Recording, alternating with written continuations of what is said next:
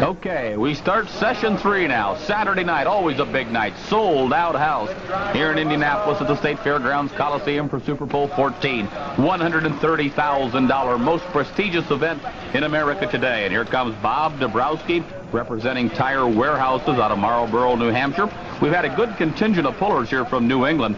Here's one of the guys who can run awfully tough with the twin Allisons, Mike, and these look like they're very special Allisons. Yes, they are, Dave. Of course, there's two Allisons in the tractor, both of them fuel injected on alcohol with the Allison supercharger on the front end of the engine. And these, of course, setting side by side. Mike, how do they hook these two motors together? There's a gearbox right behind the two motors, Dave. Each motor has its own clutch, and, of course, the clutch locks with centrifugal force. And then there's a gearbox that couples the two motors together and goes on into the tractor transmission. All right, does each motor then have its own clutch? Each motor has its own clutch, so as the RPMs come up, the clutch locks and the motor starts pulling its share of the load. All right, Bob Dabrowski now, Marlboro, New Hampshire with the twin Allisons. He calls it the Stinger, the #1 puller here in our first class, the 9,200-pound modified. He roars off the line. Here he goes. Looks a little heavy on the nose now. He begins to lift, though. Beginning, yeah. It didn't quite pick up quite as soon as Bob wanted it to, but right straight down the middle of the track. I don't think he can knock that run at all. 2:05.2. Whether he will want to take it or not, only time will tell. All right, so far, Mike Snyder, Banner Brothers have not had a good Indy Super Bowl 14. No, they really haven't, Dave. They've, I think, they got a 5th place back in the 7 modified. Well, they're going to add another motor now. You see 5 427 Chevrolet engines there. So if they don't get you with driving skill, they'll normally get you with extra motors, but everybody else has got plenty of motors. So the Banner Brothers, who for years have been known of the guys that can read the track and figure out what to do and screw up other guys in the class now, have got a shot to place higher here in the 9 modified. And as we get to these heavier weight classes, normally their driving skill seems to shine. Yeah, they do, Dave, but over the years there's been a lot of guys watching the Banner Brothers, and they've learned a lot of lessons from them. So the competition in this class is really tough. They've been good teachers. Here we go now. Banner Orange. Dave Banner does all the driving for... Uh-oh, he's got problems. David having trouble coming off the line. You see the 75-foot mark there. He does not go past that. And that beautiful hunk of machinery, as we say, and it is a hunk, I'll tell you, will back up and try it one more time. Yeah, I don't think it'd come out. Just maybe Dave didn't get with it quite as hard as he wanted to out of the hole. Would this also be a test? Sometimes they test it maybe a little bit for having it in the wrong gear, whether the tractor is going to be able to pull that gear. Oh, once in a while. You know, there's more than one gear that they can pull in, and sometimes in the heat of competition, you'll put the shifter in the wrong gear, and you really don't have to go very far before you find out you've made a serious mistake. All right. So they're going to get one more try now. Here again, they've not had a good weekend at Super Bowl 14. They've got a lot of guys on their tail that have just looked far superior. The Banner Brothers don't like to be beat. There's Brother Ralph on the left. I think maybe one of the engines may have died on Dave just as he come out of the hole, because Ralph come out and they had to restart one of them. All right. The brothers from up at Warren, Indiana, just north of Indianapolis, by about 80 miles. These guys have traveled as many miles as anybody in the sport from the East Coast to California. Here he comes now. You notice the injectors open up there on the superchargers. Here we're coming down the track. He's balanced just about right. And he powers out. But a disappointing run for Dave Banner at 2:05.7, just a little bit better than Bob Dabrowski with the Stinger. Mike, it looks like they may be a little heavy on the sled, but we're going to know real quick here after Tim Engler makes his run whether they are or not. Oh, that's right, Dave. And, of course, it's still early in the class. You know, the pullers are trying to figure out the sled and the track and get the combination right. Engler now has added his 5th motor. And if you're looking at around 2,000 horsepower per motor, you're up somewhere between 9,000 and 10,000 horsepower in this machine right here. This is incomparable. Nothing else like it in the world today. And only tractor and truck pulling has it. That's right. Can you imagine what it'd feel like to sit in the seat and push that throttle open just one time? Right there is a throttle in his right hand. Mike, why do they use a hand throttle rather than a foot throttle? It's very hard to control a foot throttle, Dave. And with a hand throttle, they can keep their arm over on the fender and just have more of a smooth control. Oh, this baby is going to make a lot of noise. Here he comes, Mission Impossible. Look at this run. Look at this spectacular pull. Look at him go, go, go. And he gets bounced around. Ladies and gentlemen, that could be the winning run like that. It's going to take a super run to beat or tie it. It's a full pull for Tim Engler with his own chassis and 5 Aries motors. You're looking at about 175 grand to build a machine like that. Here comes John Walsh now out of Osteen, Wisconsin with their triple Aries. Now here they are in the 9 modified. Is this a class that they can really look at a good run with even 3 motors? Yes, I think they can, Dave, especially like at Indy Super Pole where you're not on a full 300-foot track. When you get outside on a full-length track, the big horsepower can really shine. The Walsh family really has come up the last couple of years in the tractor pulling ranks. Yes, they have. They operate 2 tractors, and of course they're big grain farmers up in Wisconsin. The distance to beat right now, it's a long one. Tim Engler in the lead with a full pull. It just takes a miraculous run by anybody in the class. Jaski, Freeman, Banners, Leo K. Some of these guys have got a shot. John Walsh, his best shot is going straight down the track and lifting just right. And this tractor has made impressive runs the last couple of sessions here at Super Pole 14. All right, here comes Mr. Walsh out of Wisconsin. A lot of Badgers here in the competition. Another beautiful run. Balance Look at that. just right. Oh, the dirt slinger. He's made beautiful runs like that time after time, but it is a disappointing 204.8 for John Walsh and the dirt slinger. Here's a guy that's had a pretty good weekend. Russ Jansen, who's in the used farm equipment business out of Wyoming, Illinois, with his own chassis and 5 Chevrolets. Now, we noticed, of course, we mentioned this before in an earlier tape, that this is similar to the Banner Brothers tractor. And we've also noticed the last couple of years that pullers will start putting the motors in or placing the motors similar to what some of the other guys have done. Is there something to be said by copying your neighbor? Well, if your neighbor's got something that works, I guess there'd definitely be something to say for copying him. But the motors have to be somewhat in a similar location in all the tractors so that the tractors will be balanced. If the motors are too far forward, you're going to be heavy on the front end. If they're not forward far enough, the tractor's going to be light on the front end and hard to control. All right, Russ Jansen's got his work cut out for him. He needs a full pull. He's capable of doing it, but he's had some trouble from time to time going from one side of the track to the other. He's got to make a good straight run down the track.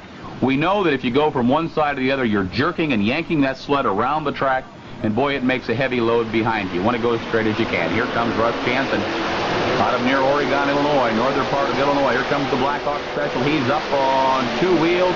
Got a pretty good run going over near the left-hand side of the pulling track, and he spins out at 207.3, just a couple of feet ahead of Banner Orange. All right, making history now at Super Pole 14. Here comes Leo K. Earlier we saw him with 2, and we saw him with 4 engines. Now he has added the 5th motor. This is the chassis that Ronnie Reed put brand new under it. And here comes the driller. So 5 engines, the first time for the year and at Super Pole 14.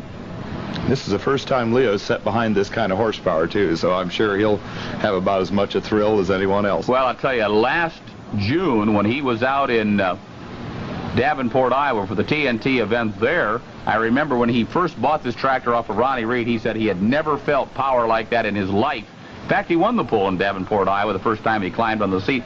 But now he is probably got about another 4,000 horse he's setting behind, so this will be a real thrill. Boy, I tell you, I guess it would have to be. They'll turn the tires, what, 100, 110 mile an hour? I'd say right up there. At least. All right, here we go now. Leo K., the driver out of Radford, Pennsylvania, in the 9,000-pound modified. He's going. He's got to move. Good. Hey, not a bad. Oh, look at that. Look at him plowing the dirt. Look at him plowing the dirt. Dirt flying all over the place. Tremendous tire speed, but he's going to come up short. But a good run, Leo K., 222.2. The success story of Indy Super Pole 14 has had to have been this guy right here, Mike. Fred Freeman has already won a couple of classes out of Wadesville, Indiana. Of course, he has the Engler chassis that Tim Engler, his neighbor, built for him. And, boy, I tell you, he's got a good shot at making a 3 right here. Isn't this something? His very first year at Indy Super Pole, and he's already got 2 classes in the bag. All righty, a top TNT puller. And what he's got to do right now is simply have a full pull to tie Tim Engler and send this class into a pull-off. There you see the big throttle up there near his right hand, and as you mentioned before, these hand throttles. We also haven't talked about the fuel that they use in the tractors. Yeah, the tractors run on straight alcohol, Dave. They don't run gasoline because gasoline burns so hot. It's such a volatile fuel. And in Well, not only in tractor pulling, but in all forms of motorsport, alcohol is a real popular fuel. You don't have the violent explosions like you would have on nitromethane, and it... Look at this rough spot. We'll get back to the fuel in just a moment. He had a tough time coming off the line. I know he lost precious feet there on the starting line, and he comes to a halt, but he's going to come up short, 2:29.7, and that's going to put him right now in about second place here this evening. Okay, as the track equipment leaves the track after doing their grading and packing, here comes another 5-motor tractor. I think we started off with something like 7 5-engine tractors altogether. Certainly the greatest amount of horsepower ever assembled at Indy Super Pull. And here comes now the guy. He's got a shot. Always got a shot. Steve Jaske out of Oconomowoc, Wisconsin. You've seen it with 2. You've seen it with 4. Once again, you see it with 5. The Weber chassis, the big Aries motors, nearly 600 cubic inches per motor, $25,000 an engine if you call up Nick Aries in California and order one. And that's what these guys do. There's no question about it. Have some of the top engine builders put them together for them. Steve Jaske, here again, Engler's in the lead with a full pull, so if anybody wants to tie, they too have to have a full pull. Now you can see Steve's dad was just out of the track, sort of getting him lined up, and it is important to get the sled lined up right, isn't it, Mike? Oh, it is. Probably the first 50 feet that you go is the most important part of the whole pull. You don't want to be setting in someone else's ruts or have the sled setting in a hole, and you want to, that first 50 feet is going to make you or break you. You could see the green light come on, and he also pulled up to a tight hitch. There is no jerking on the chain. This is it. This could be a make it or break it run. Here he goes. Oh, looking good, Mike. Look at that. Look at the frame is twisting, but he's starting to go over to the right-hand side of the track. Throwing dirt.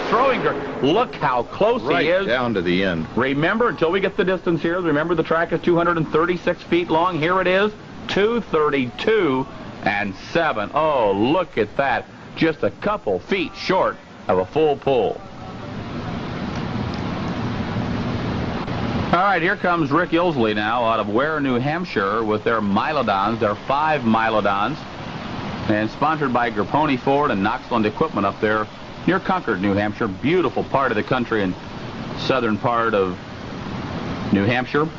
Well, I'll tell you, Dave, 14 years ago when we started Indy Super Pull, we never thought we'd see equipment like this, and this many tractors with these high-dollar multiple engines in them. Let's talk about 14 years ago. We were running what? Mainly singles and twins. Yeah, back then we thought one Allison aircraft engine was the toughest thing you'd ever see go down the track. And it was 75 and 6 and 7 of those years in there were the judge and the jury pulling team when they ran so tough with a single Allison. You remember when Lanny Kai come in with his first twin-blown modified, and everybody thought that was as much horsepower as we'd ever see. And we thought they'd never be any louder either. He could really put the hammer down. Lanny Kai was well known for literally screaming those motors and hitting 9,000 and 10,000 RPMs. Well, they've taken it just 5 steps further, Mike, with these 5 and 6 engine tractors, and here we come now. Rick Ilsley out of Ware, New Hampshire with the Sassy Massey, always tough in New England and on the East Coast.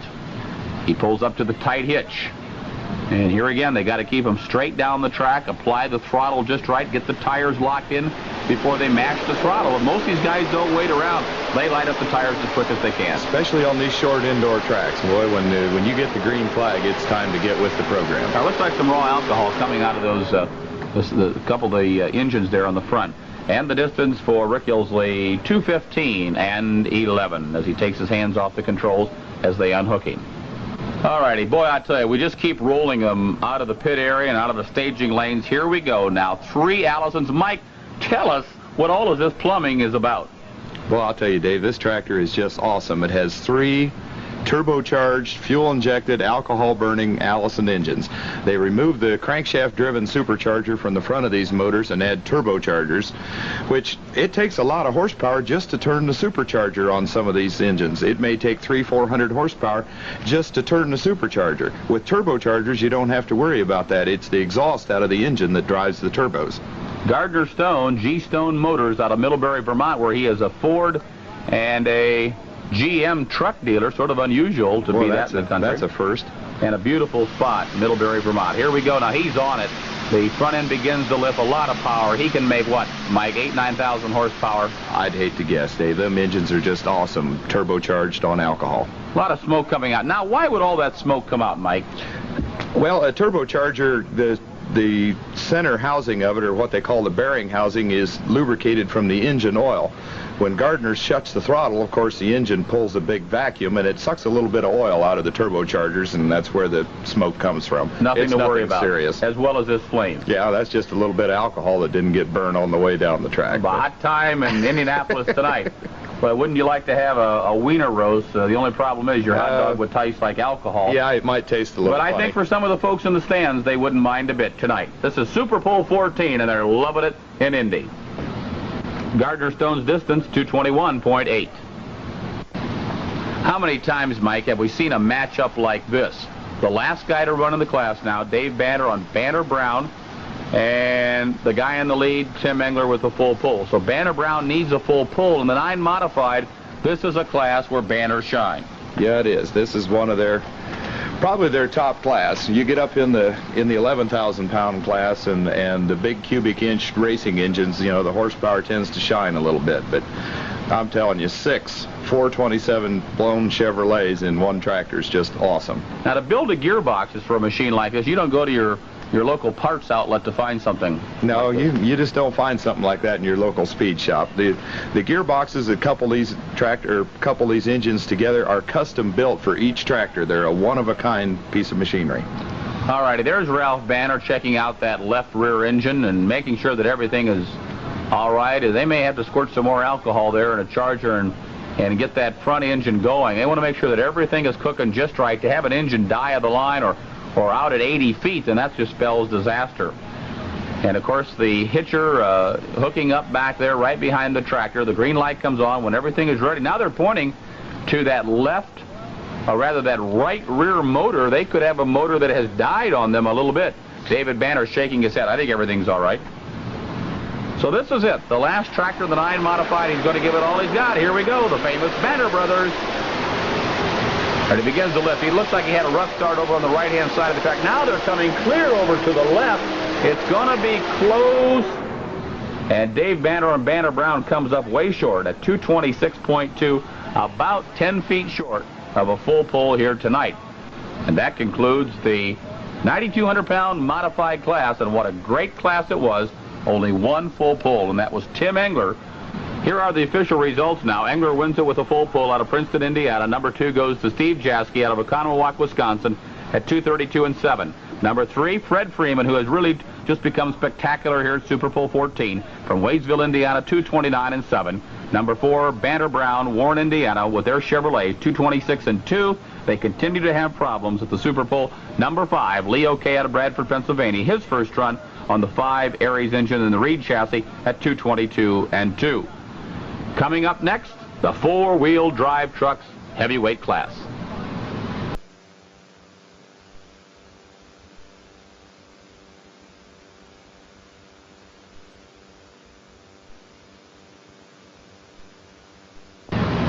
All right, this will be the final look now this weekend of the 4-wheel drive trucks. This being the heavier weight class, the 6,200 4-wheel drives. And we start off with the guys that had all kinds of problems the other night, Mike. It'll be the Scott Johnson and the Johnson brothers out of Perry, Oklahoma, with their S10 Chevrolet called the Oklahoma Showdown. And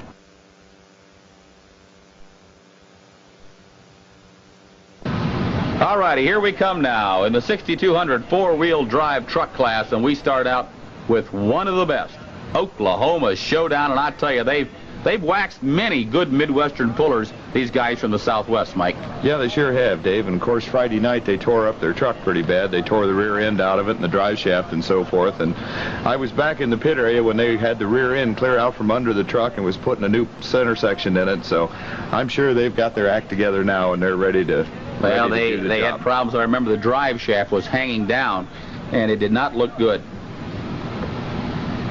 Scott Johnson doing the driving from Perry, Oklahoma, the S10 Chevrolet, Oklahoma Showdown.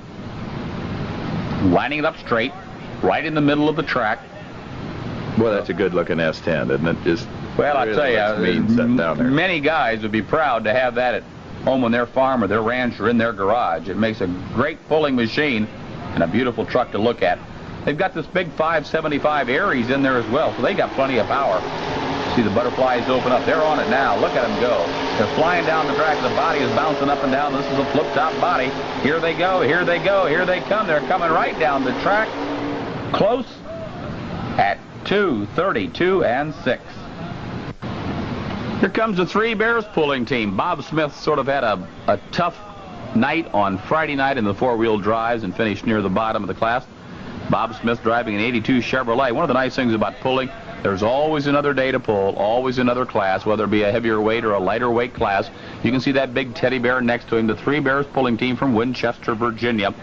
And here's a Chevrolet-powered truck that runs extremely consistent. He'll be in that winner circle just every so often. You notice he's putting his seat belt on. He's also got a lap belt as well. We've noticed that the last couple of years. Mike, would that be because the drivers want to make sure they're firmly in the seat to control the vehicle, whether it be a tractor or a truck? That's right, Dave. The vehicle gets bouncing around coming down the track. The guys want to be able to maintain control, be able to maintain a constant smooth feed on the throttle, and they just don't want to be thrown around inside the vehicle. Well, Go-Go, it's a good thing he got off the track. He was out there in the middle having a good time with the audience here at Super Bowl 14. That's TNT's official mascot, Go-Go the Gorilla. So it's good that he's off the track because here comes Freeman, Bob Smith out of Winchester, Virginia, and he and his very fiery pullers. He comes down the track right on the right-hand side. Hey, not a bad run. Look at that, folks. I tell you, good run. And he's going to be close. That's going to give Bob Smith 2:31 and 6, only about 5 feet short of a full pull. All righty, here comes another one of our Fords that we saw in the first session of pulling. And here comes Jim Greiner out of Nashville, Georgia. Jim's a farmer down there with a 67 Ford. Remember, he's the guy that used to have the Minneapolis Moline Superstock tractor. And I guess one of the things that maybe he changed to four-wheel drive trucks is that you get to run your four-wheel drive probably more often than you do a Superstock tractor. That's right, Dave. And of course, if you remember back on our southern circuit years ago, that it was really down south where the four-wheel drives really started becoming popular. Well, I remember going to Florida and Georgia, and we used to see the pullers down there and Champ and all the guys who we well remember in four-wheel drive pulling, and we thought, well, how long is this going to be around? Well, those guys were ahead of the ball game when they came out with those four-wheel drives, because now both of the truck classes, both divisions, the two-wheelers and the four-wheelers, have become two of the most popular divisions of pulling nationwide. So here comes Jim Greiner now out of Nashville, Georgia, 67 Ford, and the Fords, like we say, don't have a lot of numbers in the class, but what they do are real quality. So Jim Greiner now putting his head out the window. The drivers that want to look at their tires, Mike, what are they looking for here? Well, a lot of times when you're sitting inside the cab, you really can't tell if your front end is lined up straight and going where you want it down the track. And also, you can't really tell how hard your wheels are turning or what kind of slippage you have. So that's why they'll lean out the window and kind of keep an eye on things. All righty. Well, he's got a beat now, 2:31 and 6. I take that back. He's got to be 2:32 and 6. That's where the Johnson boys are at from Perry, Oklahoma. Here comes the Ford. Jim Greiner out of Georgia. And a very simple yellow paint job. It looks bright and shiny out there as he spins out, and James Greiner will wind up at 2:20 and 4. Alrighty, backing up right now, a guy that we haven't seen a whole lot of lately, but boy, look at this wild paint job. Isn't that something? Yeah, the Intimidator, Lem Friday, who was one of the organizers and one of the presidents of the Florida Tractor Pullers Association. Lem Friday out of West Palm Beach, Florida. Now, who'd ever think that we'd have pullers right down there in that part of the country? But as you said a moment ago, that's a hotbed for four-wheel drive and two-wheel drive truck pulling. This is a 78 Ford van, and absolutely gorgeous. I think if it would probably take top honors for the wildest paint job in the class. I'm sure you remember some of the pulls we used to have down in West Palm Beach, Florida. We about had a riot down there with some of the big crowds we've had. West Palm Beach, if I remember, was one of the places where you didn't have enough seats for the people that wanted to go to the pull, and you'll remember well having to turn away thousands of people at West Palm Beach, always a hotbed for pulling. Of course, we remember Ocala and all the pulls around Florida, Winter Park, Orlando, Tampa. Been a tremendous number of events in Florida. Of course, a lot of the northerners go south and like to watch pulling in the wintertime. Here comes Lem Friday out of West Palm Beach. Look at that. He's moving very nicely. His head is out the window, trying to get a bead on where to go down the track. You can see that engine right out there in front along with his fuel tank. Gorgeous looking truck. And the distance for free day, 2:32 and 4. That's going to put him just behind Scott Johnson of Oklahoma.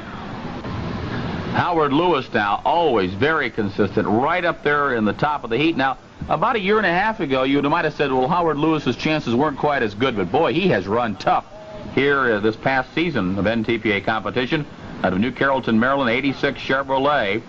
And I tell you, it's going to need a strong, strong run to get down the track. Right now, the Johnson boys in first place at 2:32 and 6. He lines her up very straight. Most of the guys now have gone over on the right-hand side of the track as the driver looks down the well, maybe they figure the track's going to take them that way anyway, so they'll start over there and then... Hey, Mike, look at this, look at this, look at this. He's coming right down. This is going to be close to the end of the track, and he gets the flag. He barely gets it out. Let's take a look at this. Yes, it is a full pull, our first full pull in the 6200 four-wheel drive class. Willie Umps now out of Winchester, Virginia, that hotbed for pulling, along with Bob Smith that we've already seen run. Willie Umps with the 85 Ford.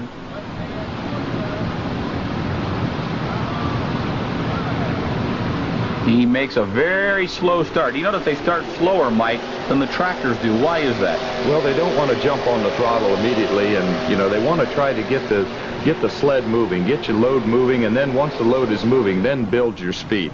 But, you know, you have to do it awful quick. You can't really wait around too long. We've got a real log jam around the 2:32 mark. Here it is for Williams, 2:32, 9.2. Tony Osteen finished number 3 in the lightweight four-wheel drive class. Of course, he's won here before, as we mentioned on the previous session. So he's got a shot. If he wants to win for 1987, he's got to make a good pull right here. In fact, he's got to have, well, a distance of past 232.9 feet. Tony Osteen out of West Green, Georgia, farmer down there. And you talk about the drought down in Georgia. He had quite a few stories this past summer about all the dry times they had. Here he comes. Oh, my word. And I'm not sure, Mike. I don't know. Did you see the front end of the truck drop just after he started moving? It dropped right after he came off the line. There was a little bit of smoke that came out of the engine as well. This could spell disaster for Tony Osteen. I see the track officials down there looking underneath the truck. I'm certain he had a drive line. It looks like it's all over for Tony Osteen, and now we get the distance from trackside, 49.8 feet. Terry Davis out of Tappahannock, Virginia now with his 1984 Chevrolet Super thing. You can see all the suitcase weights out on the front. Mike, why do they put all the weight out on the front but none on the back of the truck? Because the back of the truck gets all the down pull it needs exerted from the chain coming up from the sled. So on the four-wheel drives, you just hang all your weight on the front end to get the traction on the front end, and the sled takes care of the rest. Hey, he's got a nice run going right here. Very smooth pull down the track. Terry Davis looking good. But he's going to come up quite a few feet short at 2:23 and 9. All right, here we come now. The final pass for the Nationwide Auto Parts Kendall Special Truck out of Columbus, Ohio, headquarters of Nationwide Auto Parts. Doing the driving, Jerry Weaver from Thornville, Ohio, just east of the Buckeye capital. It's a 1985 Chevrolet and a good-looking truck at that. I'll tell you, it's a real standout, Mike. Something we haven't talked about, I'd like to have you comment on the various hitch heights of the four-wheelers, the two-wheel drives, and the tractors. That's right, Dave. The tractors, all the tractors, the Superstocks and Modifieds, all pull on a 20-inch high drawbar. The two-wheel drive trucks, they need quite a bit of leverage on the back end. Their drawbar's 30 inches high. The four-wheel drive trucks pull off a 26-inch drawbar. All righty. So it's interesting to see how a four-wheel drive pulls compared to a two-wheel drive, but sometimes it's tough to compare because they've got 4 inches different of hitch height. And of course, the higher the hitch height, the more that chain is going to be pulling down. That's right. The rear of the truck. We've even said at one time that an inch of drawbar is worth probably 500 pounds. So it, you know, the height of the drawbar really makes a difference. All right, here we come now. Jerry Weaver leads the line very nicely. Got a good-looking pull going right here, bouncing a little bit, but not a bad run at all. This looks sharp. He's going to be close to the top. A good run as he bounces around and spins out. Jerry Weaver, the distance from our laser beam, 2:32, 9.5, 3/100ths of a foot better than Willie Umps out of Winchester, Virginia, with an 85 Ford. All righty, here comes now from New Berlin, Wisconsin, with already 1 win under his belt, Bud Berner Jaski out of New Berlin, Wisconsin. with the Dodge. 86 Dodge. Here he comes now, leaving the line. And, Mike, I'll notice there's some mud flaps. What are they doing right behind those front tires? They're just trying to deflect the dirt out to the side, Dave, so it doesn't go under the pan. And it's just an idea that they come up with, and it must work pretty well because... Look at that. He just made a full pull, ladies and gentlemen. Full pull for Bud Jaski out of New Berlin, Wisconsin. So far, the Jaskis have had a big weekend. Because of a misreading on the laser beam earlier in the class, Glenn Davis, now backing up to the sled, is given another opportunity to rehook. So Glenn Davis out of Hollywood, Florida now, with his 86 Chevy, Mike is going to get one more chance. I know most guys are somewhat disappointed if they make a good run and they don't catch it on the laser beam, but Glenn's a fine competitor, and as long as he gets another shot, I think he's very satisfied. Yes, he is, Dave. It's a bad deal. You know, it's unfortunate when a guy makes a good run and we don't get a measure on him, but that's called a contest malfunction, and we have rules to handle that sort of situation, so he'll get another attempt. All righty, here's the bachelor from Hollywood, Florida, way down there in the southern part of the Floridian state, and he can pull with the best of them, but he hasn't had the best Indy Super pull this weekend. Maybe this second chance will be what he needs. And he too is looking out the left side of the truck and wants to check those tires just to see when they start to turn, when they start to get locked in. Look at the track. He's still got his head right out there. That's the way he likes to drive. The Mean Green pulling truck, sponsored by his dad, Herb Davis Plumbing. And he comes up a little short at 230.10. Here's the last puller now in the first round of competition. Howard Lewis and Bud Jaski, both with full pulls. And here comes now Greg Cook out of Mount Airy, North Carolina. Greg looked awfully good in the first class, the lightweight class, with his 87 Chevy. This is brand new. Only a couple of weeks ago in Charleston, West Virginia, he brought this out on the track and just stomped all over the competition there in Charleston, West Virginia. I'm sure he'd like to be the third one in the pull-off. No question about it. He'd like to make it a three-way tie. Here he comes. Wild Blue getting locked in, turning the tires very quickly. Hey, good run going. Good speed coming down mid-track. This is going to be close. And he comes up on the checkered flag. No, it's not as close as we thought it was going to be. Greg Cook out of Mount Airy, North Carolina, 232, even, about 4 feet short of the lead. Let's hear it for him, Greg Cook, 232. You know, Mike, we've seen so many pull-offs here this weekend at Super Pull, but that's when it really gets to be fun time. Either if the last guy in the class can win, or if we got 2 or 3 in the pull-off. You know, guys like to rehook again. The fans like to see them. They like to make fast runs down the track. And we've really had good pull-offs here at Super Pull 14. So it'll be between Howard Lewis of New Carrollton, Maryland with his 86 Chevrolet, Bud Jaski out of New Berlin, Wisconsin with his Dodge, Jaski going for 2 in a row, Howard Lewis trying to upset him. They've added more weight to the sled, or they'll change the gears, whatever it takes to stop these guys this time around. We haven't had any double pull-offs here as well, so that's a good sign on setting the sled. Here we come now. Howard Lewis with high roller. Take us down the track, Mike. Boy, Howard got a real smooth start out of the hole. He's got good speed at mid-track. And, of course, the sled's a little bit heavier, so he's not going to make it all the way to the end. But that's going to be a real tough pull for Jaski to beat. Just a real smooth run for Howard Lewis in the pull-off, 208.5. Now we go to the final run in the four-wheel drive category. This will be it for the weekend for these guys. And I'll tell you, he's going to, if he doesn't win it, he's going to finish in second place. And that just isn't all that bad for the Jaskis. The Golden Ox Dodge, and this would be the only Dodge in the class.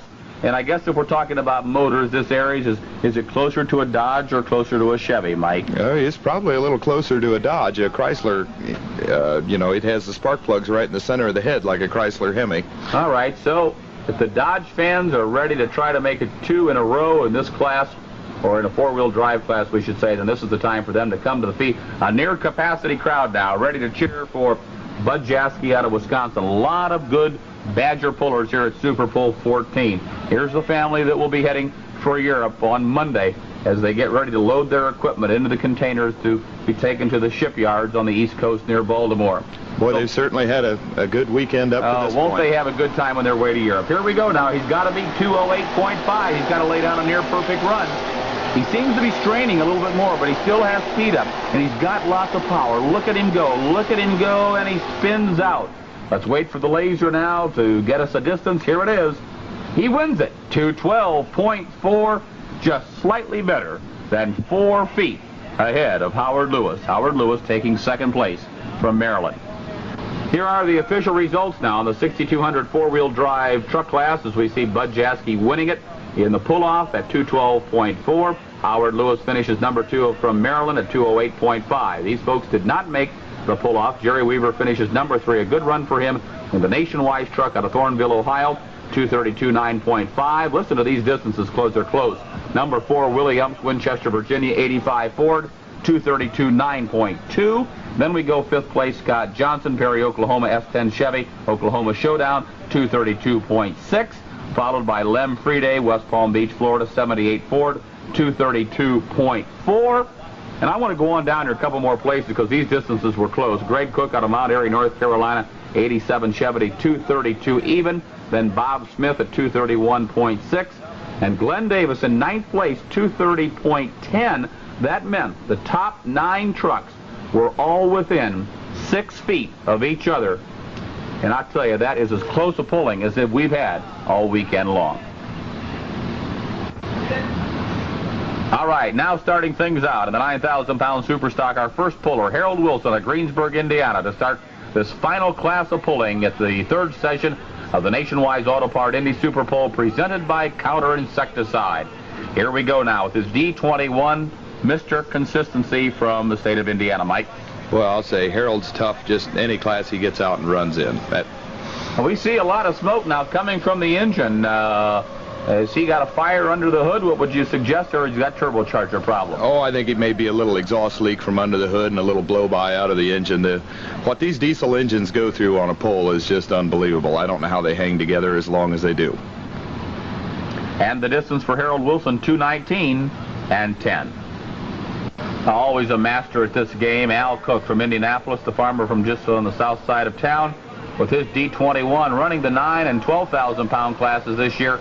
Not the 7, but look at the smoke and the heat coming off this tractor, this beautiful Alice Cowboy tractor. Well, I noticed a little bit of oil running on the ground just before he left the starting line. He may have had a oil line to a turbocharger or something leaking a little bit. But, man, he sure poured some smoke out in the arena, didn't he? Once again, a 4-turbocharger setup, Mike, with 2 turbos on the outside, 1 on each side, and 2 turbos under the 2 turbos the hood. Under the hood. The distance for Al Cook, 226 and 6.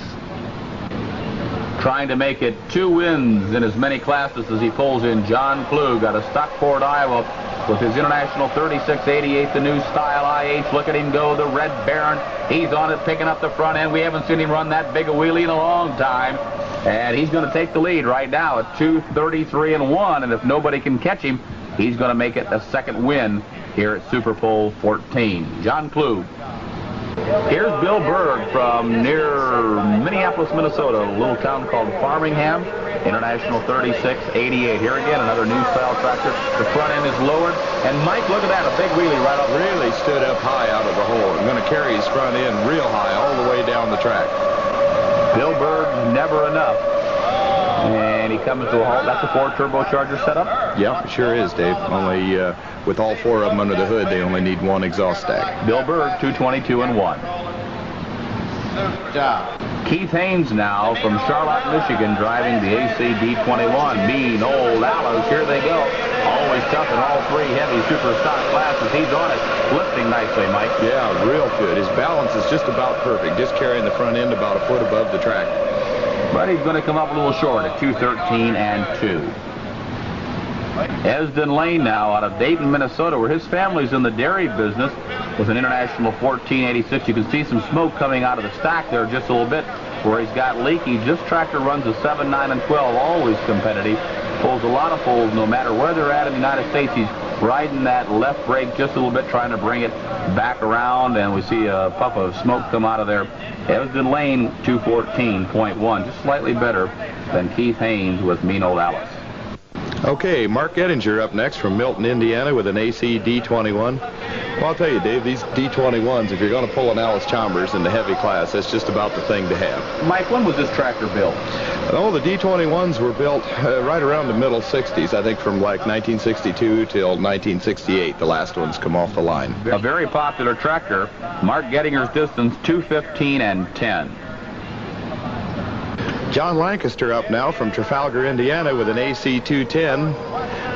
This has the same engine in it that the D21s have. It's just a little different style of tractor, Dave. John's really got his front end up in the air coming down the track.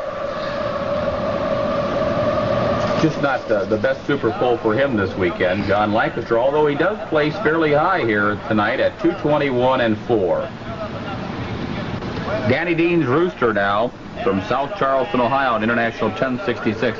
He's had plenty of experience with this before, Mike. Boy, I'll say, I can't think of many pullers that have had more trips down the track than Danny. Well, he comes off and does a pretty big wheelie, and we've noticed that he's lowered the front end of this tractor in the past year. And seems to improve the handling of it pretty good. Danny Dean spins out, but far off the pace at 206 and 10. All right, now, Dickie Sullivan from Naylor, Missouri on an IH 3688. If there's anybody in this class that can pass Klug, this might be the tractor. Good start. Oh. Well, I see, the smoke coming out. He got off to a rugged start. We almost said that it looked like it was going to be smooth, but then it started bouncing a little bit. Yeah, and I think he may have got under his turbos a little bit, so he'll back up and give her another shot. Doesn't look like anything too serious. Well, he's sort of smiling about it, and I think he sort of knows what went wrong. He'll just have to wind her up a little harder this next time out. I'm sure Dickie won't snuff her twice. Mike, when we say that, do we mean that he didn't build enough boost before he came off the line? Yeah, Dave. Turbochargers work off the heat in the engine exhaust. So just revving the engine up really doesn't create too much heat. You have to start slipping the clutch and put the engine under a load, and then the turbochargers begin to come up. And you have to, as we said before, probably get a good 100 pounds of boost pressure build up before you can actually launch the tractor. By the time he's going down the track, what will the final boost be, let's say, on this tractor? Oh, probably down just before he spins out when the tractor's under its maximum load from the sled. I'd say he's up pretty close to 250 pounds of manifold pressure. Well, when they only run 100, or rather 35 pounds of boost at the Indy 500, for you race fans and you motorsport fans, that'll give you an idea of the kind of pressure that builds inside of these motors. Yeah, it's a wonder the crankshaft just doesn't blow right out the bottom of it. Boy, he's got a good one going now. This looks super. Here comes War Eagle right down the track. Yeah, she dropped her nose just a little bit there at the end, but a real good pull for Dickie. 224 and 8. Mike, something we haven't talked about as Jerry Hart of Vandalia, Ohio gets ready to leave the line are the different gear selections and transmissions that they have in these tractors. Are we running a top gear, a low gear, a middle gear to bring these tractors off the line? What do they have to pull with? Well, the gear the highest gear that the tractor had in it from the factory was what you would call road gear. Road gear is now the slowest gear in these tractors. They probably have 2 or 3 gears in the transmission, specially built gears that are even faster than road gear. Well, if you and I remember when we were spending some time in the farm years ago, we pulled the hay wagon in road gear down the road, and that was a fairly light load because it just had wheels behind it on a wagon. These guys are pulling, 12,000 pounds of dead weight right off the line in road gear or a faster gear. I guess that just goes to show the kind of horsepower they're making. Yeah, you don't hardly see the tires go around that fast on a stock farm tractor. Jerry Hart, 217 and 8. Okay, Dave, we've got one tractor left in the class, Neil Gettinger from Milton, Indiana, with an ACD 21. This is the last tractor to have a chance to beat John Klug. Here's the old Buckeye Thunder that the Hayward brothers had over in near Tiffin, Ohio. Always rang strong for them, and here comes now Neil Gettinger of the Gettinger boys. I don't know. It looks like he had a little trouble there. It just died on him about half track. 165 and 5, and that's going to wind up the 9,500-pound Superstock class as they get ready to unhook the smoke machine. All right, here is the final results now. The 9,500-pound Superstock class. John Klug makes it 2 in a row, outdistancing second place Al Cook by a good 7 feet. Klug winning at 233 and 1. Al Cook finishing second at 226 and 6. With the Alice Chalmers number 3, Dickie Sullivan making a strong run late in the class for third out of Naylor, Missouri at 224 and 8. Number 4, Bill Berg out of Minnesota with his big red IH. at 222-1. Number 5, John Lancaster, the Hoosier, with his AC 210 at 221-4.